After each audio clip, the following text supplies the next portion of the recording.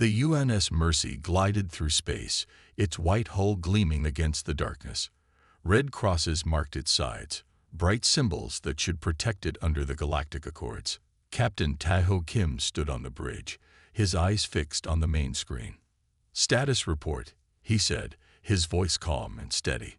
"All systems normal, Captain," replied the navigation officer. "We will reach the Alterian system in 6 hours." Captain Kim nodded. The Mercy was the best medical ship in the Human Alliance fleet. Its job was simple: go to places hurt by war and help the injured. But space was dangerous, and Captain Kim knew that good intentions were not always enough protection. Dr. Sunmei Lee entered the bridge. Her white medical uniform was perfectly clean, her black hair pulled back in a tight bun. "Captain, we've prepared all medical bays for arrival," she said. "My team is ready to receive up to 300 patients immediately." "Good work, Doctor," said Captain Kim. "The reports from Alteria are worse than we thought. Their main hospital was hit in the last attack." Dr. Lee frowned. "Those poor people. They've been fighting for 3 years now." "Which is why we're here," said Captain Kim. He turned to face her fully. "Have you checked our special systems?" Dr. Lee's eyes darted around the bridge before she answered quietly. "Yes. All defensive measures are operational but inactive, as regulations require." Few people knew that Dr. Lee wasn't just a brilliant doctor. Before leading the Mercy's medical team, she had worked with military engineers to design the ship's hidden defenses. On paper, the Mercy was unarmed. In reality, it carried technologies that could surprise any attacker. "Let's hope we don't need them," said Captain Kim. The ship's alarm suddenly blared. Red lights flashed across the bridge. "Captain." "Unidentified vessels approaching at high speed," called out the sensor operator. "Count is 7 ships, heavily armed." "Show me," ordered Captain Kim. The main screen changed to show 7 dark ships moving in formation. Their hulls were sharp and angular, covered in weapon ports. They were clearly built for war. "They're on an intercept course," said Han Jun Park, the head of security, as he hurried onto the bridge. Though he wore a standard uniform, Park moved like a soldier. His eyes quickly assessed the threat on the screen. "Time to intercept?" asked Captain Kim. 20 minutes at current speed," replied the navigation officer. Captain Kim's face remained calm, but his mind raced. "Identify them." The communications officer worked quickly, matching hull configuration and energy signatures. "Captain, they appear to be Kryvax vessels." A tense silence fell over the bridge. The Kryvax were known throughout the galaxy as aggressive expansionists. They took what they wanted and destroyed anyone who stood in their way. "Why would the Kryvax be here?" asked Dr. Lee. "The Alterian conflict doesn't involve them." "Perhaps they see opportunity in chaos," said Park grimly. "Or perhaps they see an opportunity in us." Captain Kim straightened his uniform. "Hail them. Standard diplomatic protocols." "They're not responding, Captain," said the communications officer after several attempts. "Keep trying," ordered Captain Kim. He turned to Park. "Activate silent alert. Move all patients to the interior medical bays. Prepare security teams, but keep them out of sight." "What about our defenses?" asked Park quietly. "Not yet," said Captain Kim. "We are still a medical vessel under Galactic Accord's protection. We will act accordingly, for now." Dr. Lee moved closer to the captain. "They think we're helpless, don't they?" Captain Kim's lips formed a thin smile. "That may be their first mistake."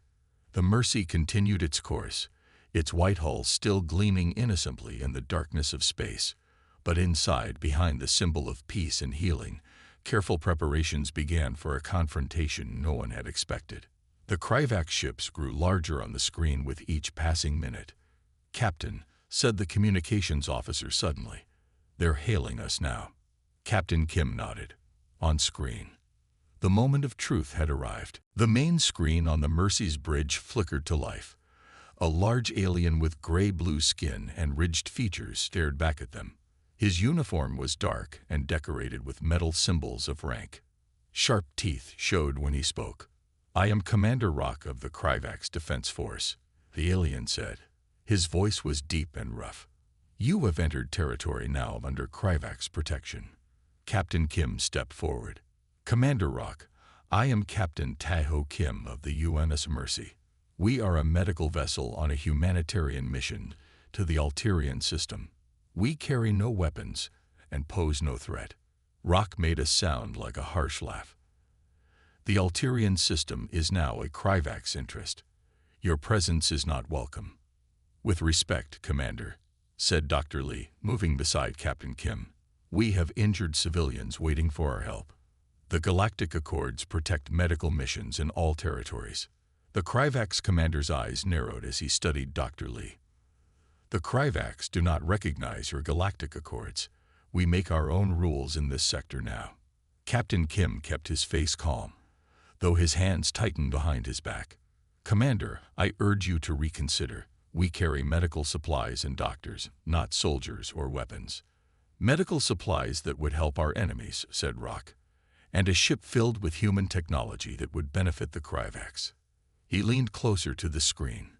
"Your ship is now our property. Prepare to be boarded." The screen went black. Captain Kim turned to his crew. "Battle stations. Activate defensive protocols level 1. The bridge burst into action. Soft lights changed to red. The ship's hidden systems began to power up, still invisible from outside. "They've surrounded us, Captain," reported the sensor officer. 7 ships in attack formation. Park stepped up with a tablet showing the enemy positions. "They're deploying boarding vessels. I count 3, approaching from different angles." "Dr. Lee, move all patients to the inner chambers," ordered Captain Kim. "Park, deploy security teams to points B, F, and J. Remember, defensive measures only." "Yes, Captain," said Park before leaving the bridge. Dr. Lee hesitated. "Captain, should we activate the Mercy Protocol?" The Mercy Protocol was the ship's last resort, a complete defensive activation that would reveal all their hidden capabilities at once. It was designed for extreme emergencies only. "Not yet," said Captain Kim. "We'll respond in measured steps. I want to see what they do first." The ship shuddered as something hit the hull. "They've disabled our main engines," reported the engineering officer through the comm. "We're dead in space." Captain Kim nodded. "As expected. Let them think they have us." On the lower decks, medical technician Jae-ho Nam helped move patients to safer areas. He was young but smart, and Captain Kim had chosen him for a special task. "Remember your role," Dr. Lee told him quietly as they worked. "If captured, you know what information to give them." Jae-ho nodded. "Yes, Doctor. I'll make sure Commander Rock gets exactly what we want him to know." Another hit rocked the ship. The lights flickered. "Boarding parties have breached sections 7, 12, and 15, announced the ship's computer voice. Captain Kim opened a ship-wide channel. "All personnel, this is the captain. Initiate Protocol Trojan. I repeat, initiate Protocol Trojan." Protocol Trojan was simple. Show little resistance at first. Let the enemy think victory was easy. Draw them deeper into the ship. Dr. Lee returned to the bridge. "The patients are secure. Medical staff are in position." "Good," said Captain Kim. He looked at the screen showing Kryvax soldiers moving through the ship's corridors. They moved with confidence, weapons ready, facing only token resistance. "They think we're weak," said Dr. Lee. "They think a medical ship cannot fight back." Captain Kim allowed himself a small smile. The Kryvax will learn about human ingenuity today, and about the true meaning of mercy. On the screen, the first group of Kryvax soldiers approached a sealed door marked with a medical symbol. They forced it open, unaware they were walking into the first of many traps. Jae-ho Nam stood in the medical supply room, listening to the heavy footsteps of Kryvax soldiers drawing closer. His heart beat fast, but his hands were steady. He had volunteered for this job. The door burst open. 3 tall Kryvax soldiers entered, weapons aimed at his chest. "Don't shoot." Jiho raised his hands. "I'm just a medical worker." The largest Kryvax grabbed Jiho's arm. "Where are your ship's defenses? Where are the weapons?" Jiho allowed fear to show on his face. It wasn't hard to fake. "We don't have weapons. This is a medical ship." "Take him," ordered the Kryvax leader. Commander Rock will want to question this human himself. As they dragged him away, Jiho caught a glimpse of Dr. Lee watching from a hidden doorway. She gave him a small nod. Phase 1 of their plan was working. On the bridge, Captain Kim watched the Kryvax move through his ship on multiple screens. They were taking control of the outer sections exactly as he had predicted. "Captain, they've captured Jiho," reported Dr. Lee as she returned to the bridge. "He'll feed them the information as planned." "Good," said Captain Kim. "How many Kryvax are now aboard?" "Sensors show approximately 60 soldiers on the ship," replied the security officer. "They're moving toward the central medical bay as expected." Captain Kim nodded. "And our patients?"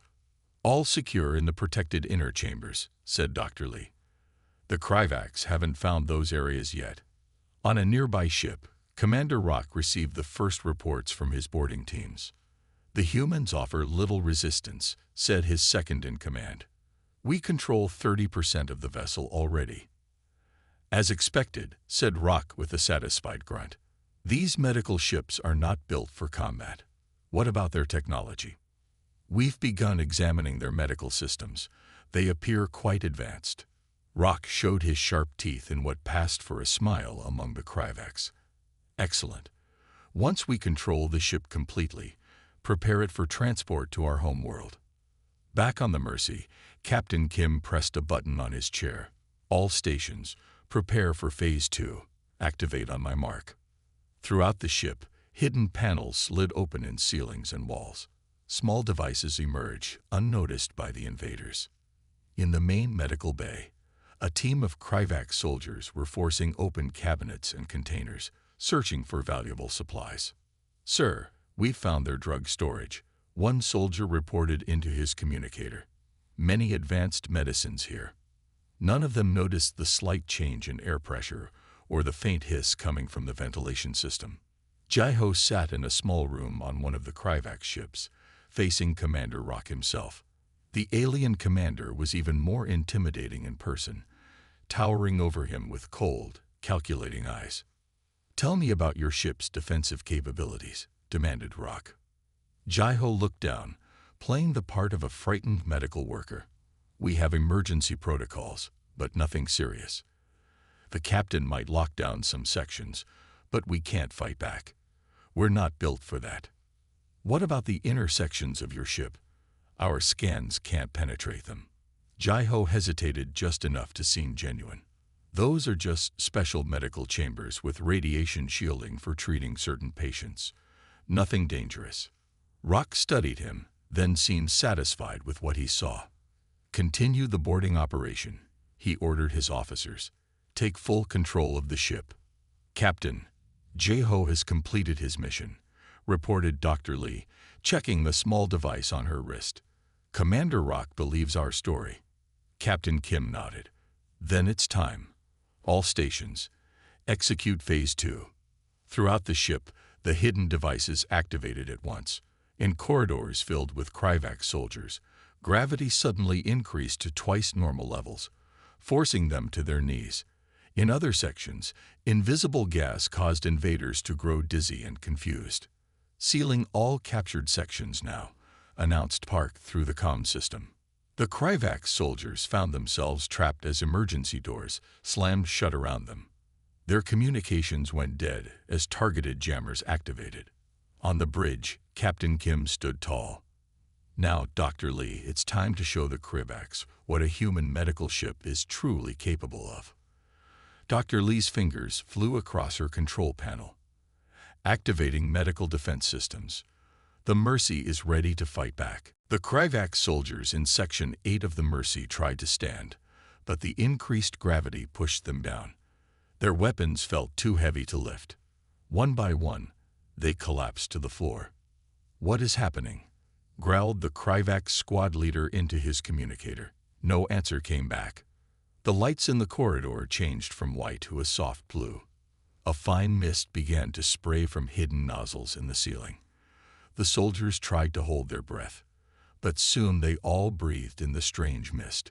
Within seconds, they fell into a deep sleep. Similar scenes played out across the ship.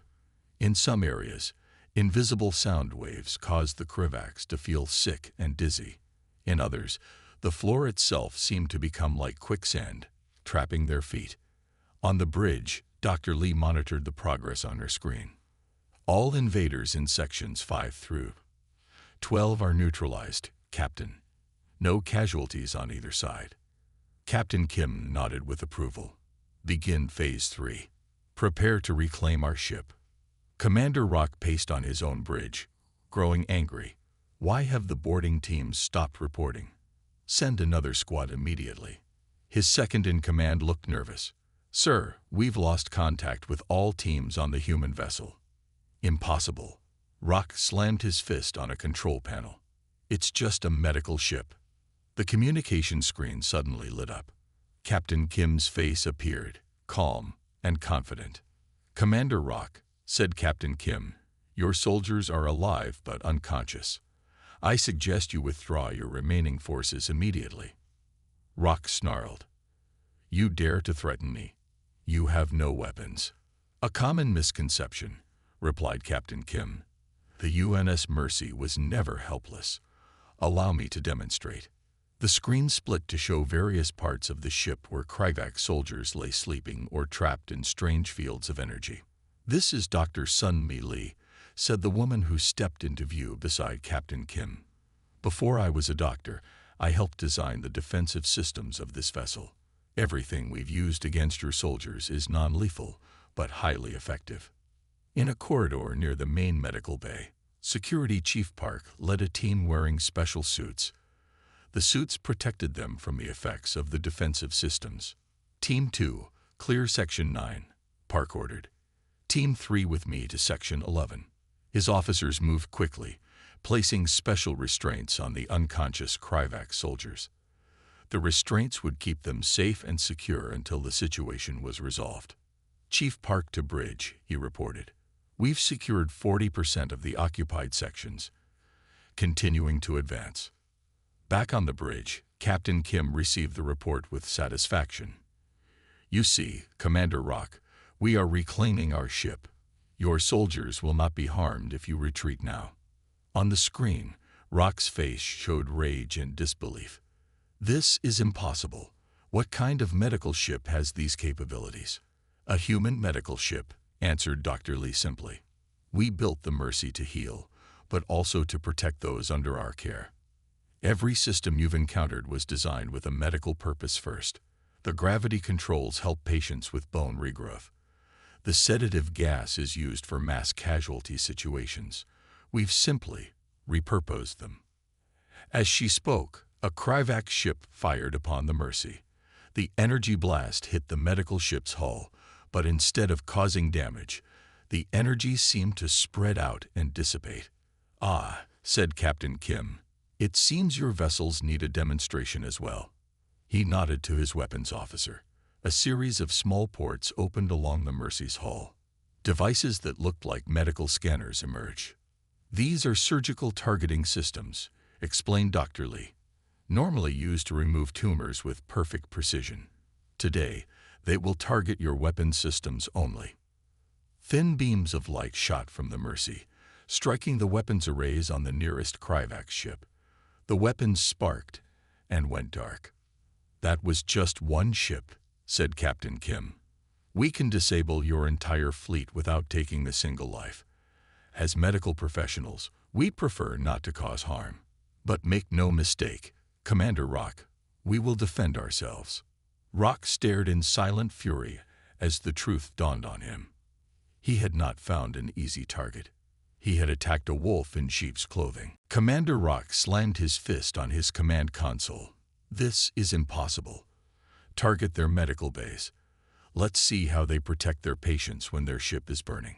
His weapons officer hesitated. Sir, Targeting medical facilities violates even Kryvak's battle codes. "Do it," roared Rock. "They have deceived us. They are not what they claim to be." On the Mercy, alarms blared as sensors detected the Krygak's weapons powering up. "They're targeting our medical sections," reported the sensor officer, her voice tight with concern. Captain Kim remained calm. "Activate shield protocols. Dr. Kang, prepare the countermeasures."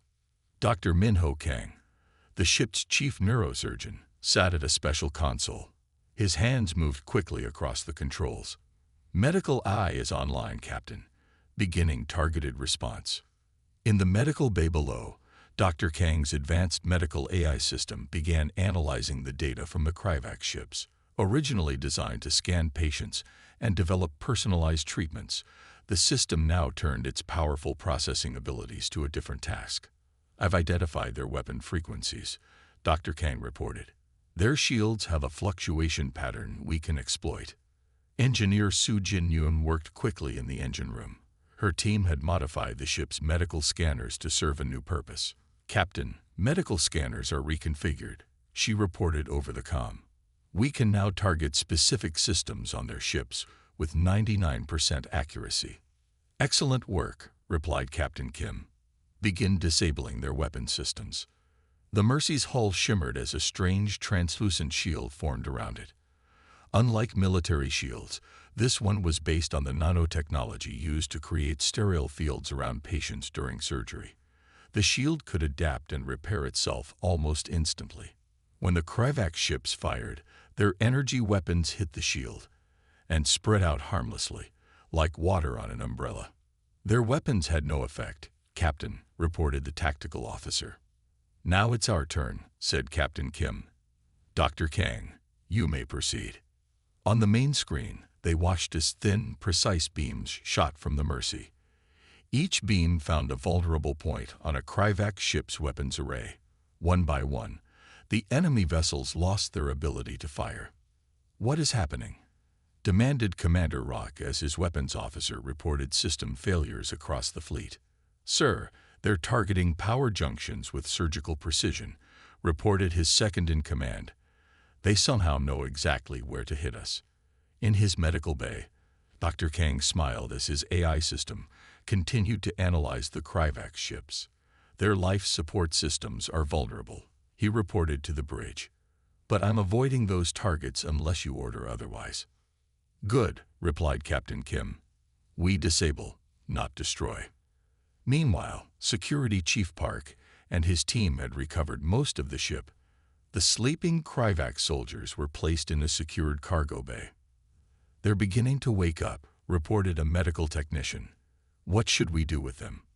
"Treat them with respect," ordered Dr. Lee over the comm. "They are now our patients, not our enemies."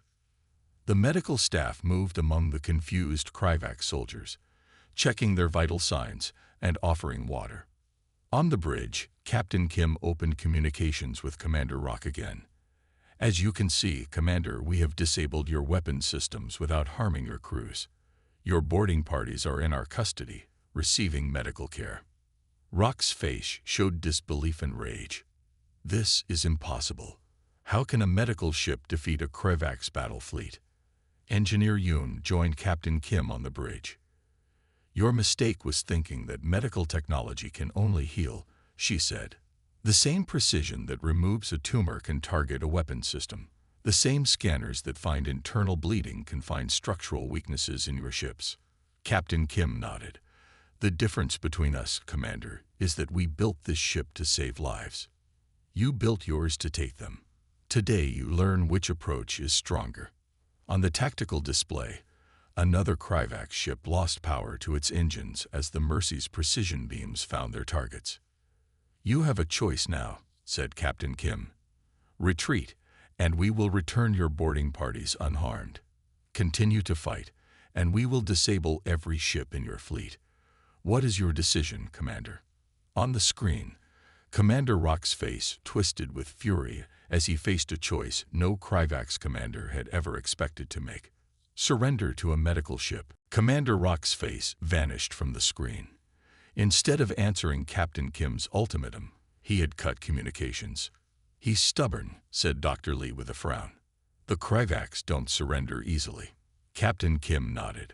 Prepare for their response. It won't be pleasant. He was right. Moments later, the remaining Kryvac ships began to move. Though their main weapons were disabled, they still had engines and smaller weapon systems. They're surrounding us again, reported the sensor officer. 5 ships moving into attack formation. Rock is ordering them to ram us, said Security Chief Park, looking at the tactical display. He would rather destroy his own ships than admit defeat. Captain Kim's face hardened. Then we must show him the full extent of our capabilities. Dr. Kang, are you ready with the gravitational system? Yes, Captain, replied Dr. Kang from his station. The system is at full power.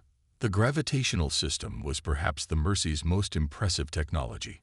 Designed to create controlled gravity fields for patients with severe injuries, it could stabilize a person's body during the most delicate surgeries. Now, it would serve a different purpose.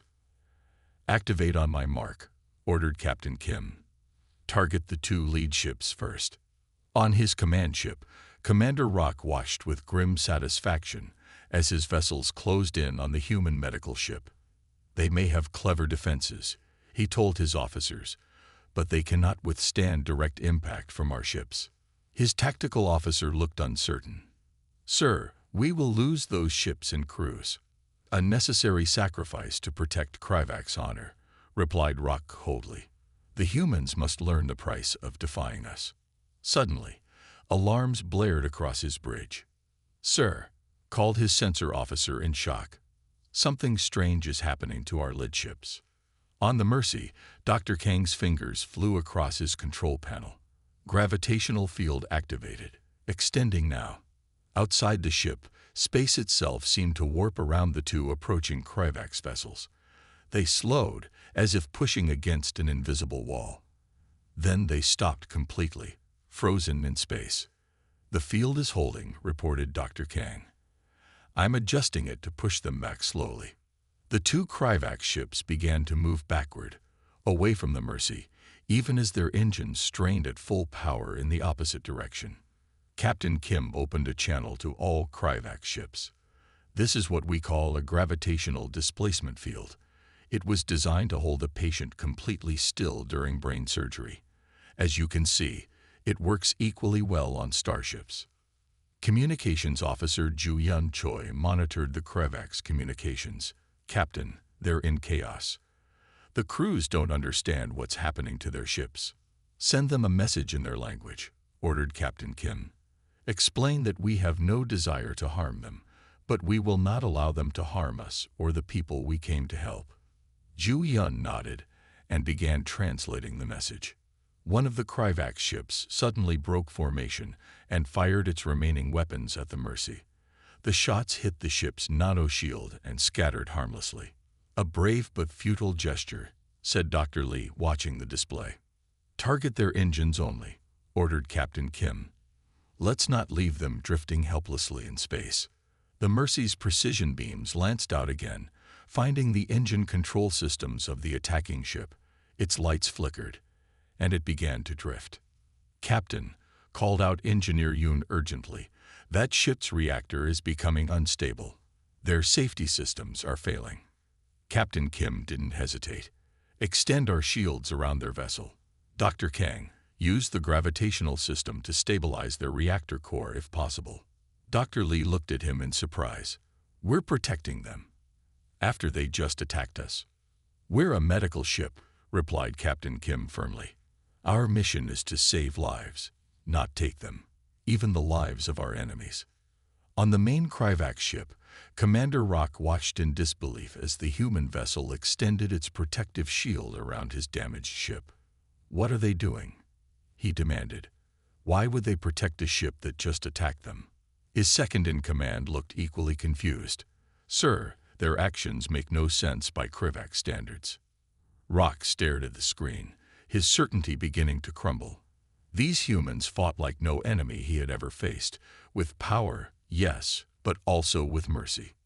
Sir, said his communications officer, the humans are sending a message to all our ships. Ju Yun Choi's translated message played across the Kryvax communication systems. We are the UNS Mercy. We come to heal, not to harm. But we will defend ourselves and those under our protection. The choice between peace and further conflict is yours. Dr. Sun Mei Lee stood in the medical bay, looking at the injured Kryvax soldier on the bed. His gray-blue skin was pale, and a deep wound crossed his chest. A medical scanner hummed as it moved over his body. "Will he live?" asked Captain Kim, who had come down from the bridge. "Yes," said Dr. Lee. "Their bodies are strong. But I had to study their anatomy quickly to help him." Captain Kim nodded. "You've done good work." Dr. Lee turned to face him fully. "I took an oath to heal the sick and injured. But today I helped disable their ships. I used my medical knowledge as a weapon." Her voice was troubled. "You used it to protect," corrected Captain Kim. "We disabled their weapons without taking lives. That's the difference between us and them." Outside the ship, the Kryvax fleet was in disarray. 3 ships were completely disabled. 2 were held in the gravitational field. The remaining 2, including Commander Rock's vessel, kept their distance. "Captain, you're needed on the bridge," called Park through the comm system. "The Kryvax are responding to our message." On the bridge, the main screen showed Commander Rock once again. His expression was different now, less arrogant, more cautious. "Your actions are unexpected," said Rock. "You protect a ship that attacked you. Why?" "Because that is what humans do," replied Captain Kim. "We value all life, even the lives of our enemies." Rock seemed to consider this. "Yet you have powerful weapons. You could have destroyed us." "They aren't weapons," said Dr. Lee, who had joined Captain Kim. "They're medical tools adapted for defense. Their purpose is to heal, not harm." "A strange concept," said Rock. "The Kryvax believe that power exists to be used against enemies." "And where has that belief led you today?" asked Captain Kim. Rock had no answer. In the engine room, Engineer Yoon monitored the damaged Kryvax ship. "Their reactor is stabilizing," she reported to the bridge. "Our gravitational field is containing the radiation." "Good work," replied Captain Kim. "Prepare to bring their wounded aboard." Yoon looked surprised. "Captain, you want to bring more Kryvax onto our ship?" "They're injured. We're a medical ship. It's what we do." Dr. Kang worked at his station, using the medical eye to analyze Kryvax biology. "Captain, I've developed a treatment plan for radiation exposure. It should work for their species." "Implement it," ordered Captain Kim. "And send the information to Commander Rock's ship. We're sharing our medical knowledge with them," asked Park, looking concerned. "After they attacked us." "Yes," said Captain Kim simply. "That is our mission." On his ship, Commander Rock received the treatment plans from the Mercy. He stared at the medical data in disbelief. "They're giving us information that could save lives on our damaged vessel," he told his second-in-command. "Why would they help us after we tried to destroy them?" "I don't understand these humans," admitted the officer. "Nor do I," said Rock slowly. "But perhaps that is why they are dangerous. They don't think as we do." Back on the Mercy, Captain Kim called a meeting of his senior staff. "The situation has changed," he told them. "The Kryvax are no longer attacking, but they haven't withdrawn either. We need to resolve this so we can continue to Alteria." "The Alterians still need our help," agreed Dr. Lee. "That's why we came here." "Could we just leave?" asked Ju-eun. "The Kryvax can't stop us now." "We can't leave with their injured still on our ship," said Dr. Kang. "And some of their vessels can't travel." Captain Kim nodded. "We need to end this conflict properly. The question is how." "We could demonstrate more of our capabilities," suggested Park. "Show them fully what would happen if they fought us again." "Or we could show them more of our mercy," said Dr. Lee quietly. "That seems to confuse them more than our strength."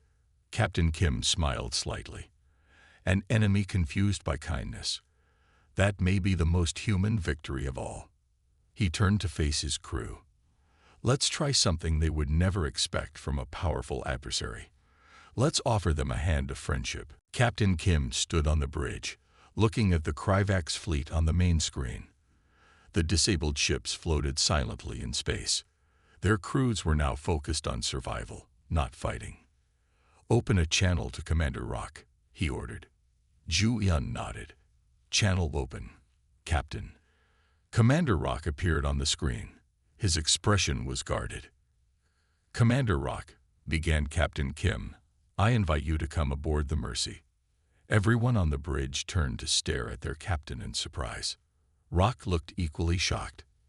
"You invite me onto your ship, after we tried to take it by force?" "Yes," said Captain Kim calmly. "Come and see what a human medical ship truly is. Come and see your injured soldiers receiving care. Perhaps then you'll understand why we're here." Rock was silent for a long moment. This could be a trap. "You thought that about our ship too," replied Captain Kim. "You were wrong then. You're wrong now." An hour later, a small Kryvax shuttle docked with the Mercy. Security Chief Park met Commander Rock with a small team. No one carried weapons. "Welcome aboard the UNS Mercy," said Park. "Please follow me." Rock looked around cautiously. He had brought 2 officers with him.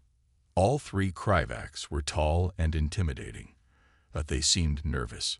Park led them first to the medical bay where injured Kryvax soldiers were being treated. "Your people are receiving the same care we would give our own," explained Dr. Lee as she met them. "We've had to learn quickly about your biology, but your soldiers are responding well to treatment."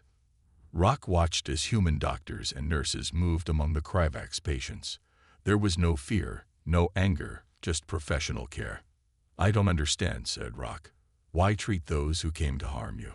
"Because that's what this ship is for," replied Dr. Lee simply. "To heal the injured, regardless of who they are." Next, Park took them to see the captured Kryvax soldiers. They were in a large cargo bay that had been converted into temporary living quarters. They had food, water, and medical attention. "Your boarding parties will be returned to you unharmed," said Park. "That was always our intention." One of Rock's officers whispered to him, "Sir, they treat prisoners better than we do." Rock said nothing, but his expression showed his inner conflict. The tour continued to the engine room, where Engineer Yoon showed them how the Mercy's systems worked. "Our gravity field technology," she explained, pointing to a large device. "It was designed to create stable environments for patients who can't tolerate normal gravity. We adapted it to stop your ships." "And this?" asked Rock, pointing to another system. "That's our nanoshield generator," said Yoon. "It creates sterile fields for surgery. We expanded it to protect the entire ship." Rock looked around the engine room with new understanding. "Everything on this ship has a dual purpose." "Yes," agreed Yoon. "We built it to heal, but we knew it might need to defend itself and its patients." Finally, they reached the bridge. Captain Kim was waiting. "Now you've seen our ship," he said to Rock. "What do you think?" Rock stood tall, but his voice had lost its aggressive edge. "I think we made a serious error in judgment. This vessel is unlike any we have encountered." "All human medical ships are similar," said Captain Kim. "We value life, all life. That's why we're here in this system.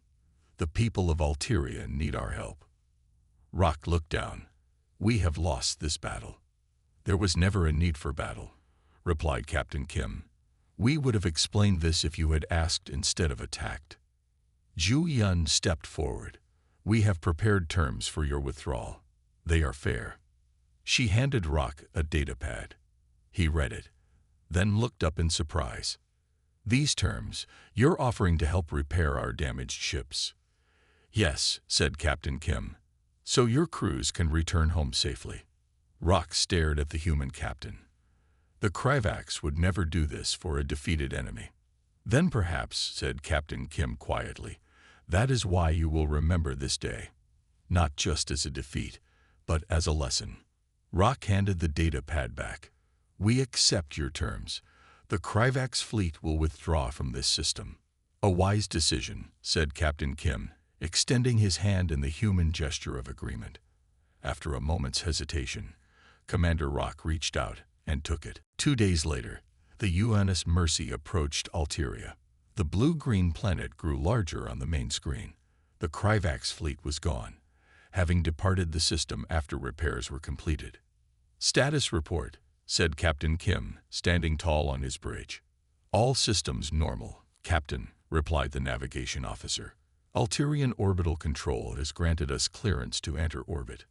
Dr. Lee joined Captain Kim, looking at the planet below. "Reports say there are over 2,000 injured people waiting for our help." "Then we have work to do," said Captain Kim. "Prepare all medical teams for deployment." In the medical bay, Dr. Kang was treating the last Kryvax patient, a young soldier with a serious leg injury.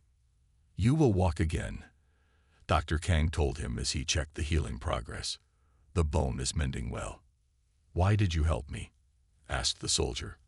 "I came to your ship as an enemy." Dr. Kang smiled gently. "On this ship, there are no enemies, only patients." In a few hours, this soldier and the remaining Kryvax would leave on a transport back to their own space, a strange end to what had begun as an invasion. Security Chief Park met with his team one last time before they reached Alteria. "The mission changed in ways none of us expected," he told them, "but you performed excellently. Our ship and our patients remained safe." "Sir," asked one officer, "do you think the Kryvax will return?" Park considered this. "Not anytime soon.